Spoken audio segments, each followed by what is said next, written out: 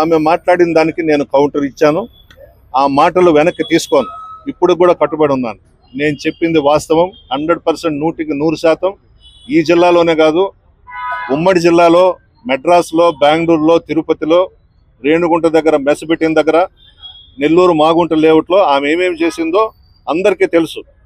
నా మీద వ్యక్తిగతంగా వచ్చావు కాబట్టి నేను నీ మీద వ్యక్తిగతంగా వదిలాను. నిన్న సాయంత్రం ఏం అవసరం, ఎవరు నేర్పించారు మాకు అవినీతి అంట, పర్సంటేజ్లు అంట, ఏదేదో మాట్లాడింది. దానికి నేను కౌంటర్ ఇచ్చాను.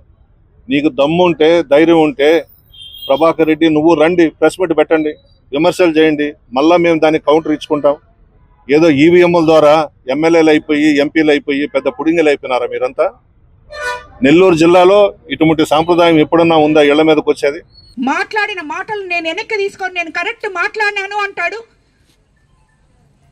మనుషులు మాట్లాడే మాటలకైతే నేను బాధపడతా, పశువులు మాట్లాడే మాటలకి నేను ఏ రోజు భయపడను.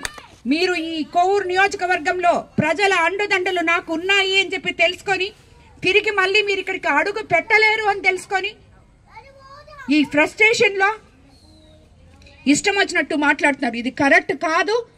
ఏ మహిళా నాయకురాలు తిరిగి ఈరోజు సభ్య సమాజం తలదించుకునేటట్టు మీరు మాట్లాడిన మాటలకి ఎవ్వరు కూడా దీన్ని హర్షించరు.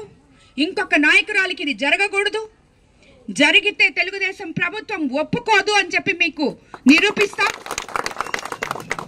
మహిళలమంతా ఏకమవుతాం.